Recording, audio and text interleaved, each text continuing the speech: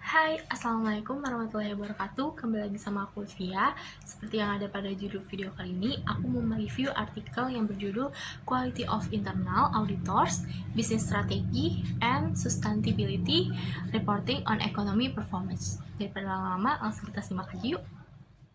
Nah, seperti yang kita tahu, kinerja ekonomi perusahaan dapat dilihat melalui return saham tahunan dalam perusahaan. Kinerja dilihat dari perspektif pasar modal melalui return saham tahunan atau tingkat saham pengembalian investasi yang dilakukan oleh investor. Kinerja ekonomi dapat dinilai lebih baik jika tingkat pengembaliannya pada saham itu lebih baik, yang dapat memberikan kepercayaan yang tinggi kepada investor untuk menanamkan sahamnya pada perusahaan yang terkait dengan hal ini.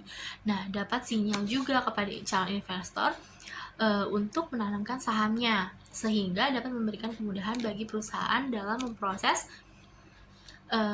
memperoleh tambahan modal untuk kegiatan operasionalnya. Nah, ada juga nih faktor-faktor yang mempengaruhi kinerja ekonomi. Yang pertama itu kualitas auditor internalnya, yang kedua bisnis strateginya, yang ketiga laporan keberlanjutan dan manajemen labanya. Nah, selanjutnya itu ada teori review. Yang pertama itu stewardship theory. Nah, stewardship theory itu menyatakan bahwa tidak ada hubungan antara masalah umum yang terjadi dengan manajemen motivasi. Mengingat tidak adanya masalah motivasi internal di antara para eksekutif, pertanyaannya adalah sejauh mana eksekutif dapat mencapai kinerja perusahaan yang baik yang mereka cita-citakan. Dengan demikian, teori pengurusan terjadi karena ada perbedaan kinerja yang timbul dari situasi struktural di mana manajemen eksekutif memfasilitasi tindakan yang efektif.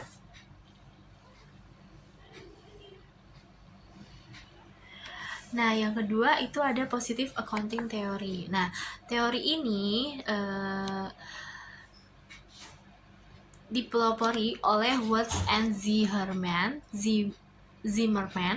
yang menjelaskan bahwa faktor ekonomi tertentu dapat berkaitan dengan perilaku manajer atau pembuatan laporan keuangan.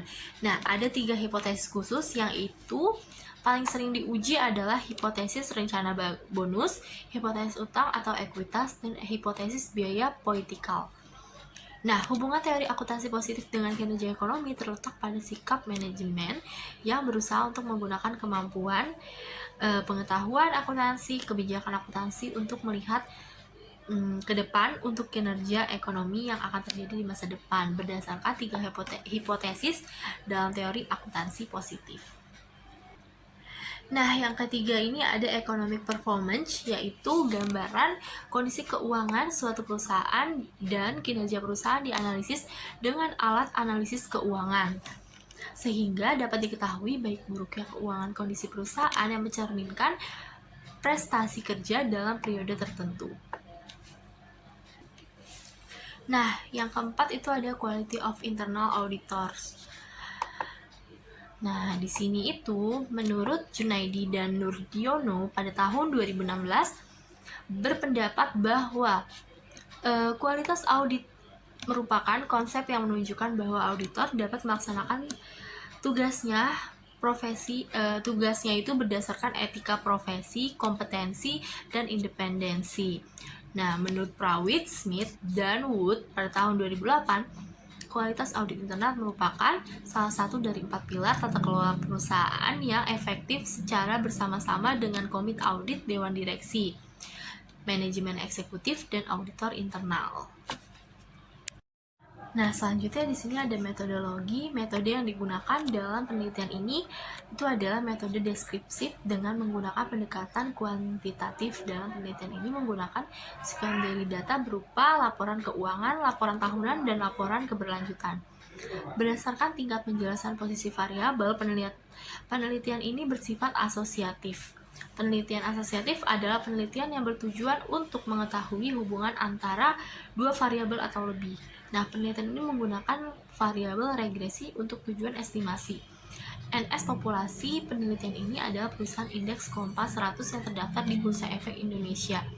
Nah, NS penelitian periode penelitian mencakup data tahun 2013 sampai dengan tahun 2016 untuk lebih mencerminkan kondisi saat ini.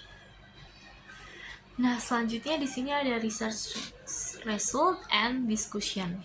Nah, research result ini saya akan menjelaskan itu ada dua, yaitu feasibility test model atau fit-test model. Yang kedua ada coefficient of determination. Nah, feasibility test model itu uji kelayakan model dilakukan untuk mengetahui apakah suatu variabel bebas ditambahkan ke dalam model, apakah itu secara signifikan meningkatkan model fit, atau dengan kata lain model penelitian ini layak atau tidak untuk dilanjutkan. Nah, hasil uji kelayakan model menunjukkan nilai F statistik sebesar 8,355806, sedangkan F tabel dengan tarif sama dengan 5%, DFL K-1 sama dengan 4, dan DF2 N-K sama dengan 31 diperoleh nilai F tabel sebesar 2,68. Dengan demikian F statistik yaitu 8,355 55806 lebih besar F tabel 2,68, dan nilai probabilitas F statistik adalah 0,00012.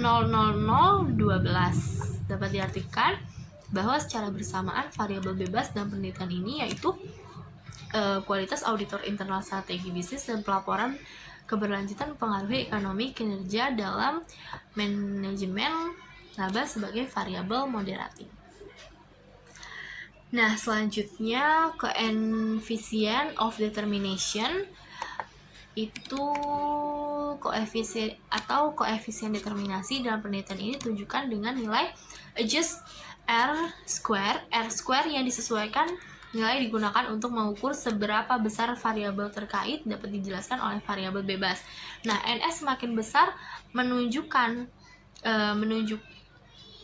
semakin besar hasil adjust R square semakin baik karena mengidentifikasi semakin baik variabel independen dalam menjelaskan variabel terkait. Nah, nilai adjust R square sebesar 0,627050 yang menunjukkan kesesuaian atau kompatibilitas model karena signifikasi lebih besar dari 0,05. Hipotesis tidak dapat ditolak dan berarti model tersebut mampu menjelaskan hubungan antara variabel terkait dan variabel bebas. Artinya, perubahan naik turun ekonomi performance dapat dijelaskan oleh kualitas auditor internal, strategi bisnis, dan pelapor keberlanjutan dengan manajemen laba sebagai moderator variabel sebesar 62,70%, sedangkan sisanya 37,30% itu dijelaskan oleh variabel lain di luar model penelitian. Nah, mungkin segitu saja yang dapat saya sampaikan. Kurang lebihnya mohon maaf. Wassalamualaikum warahmatullahi wabarakatuh.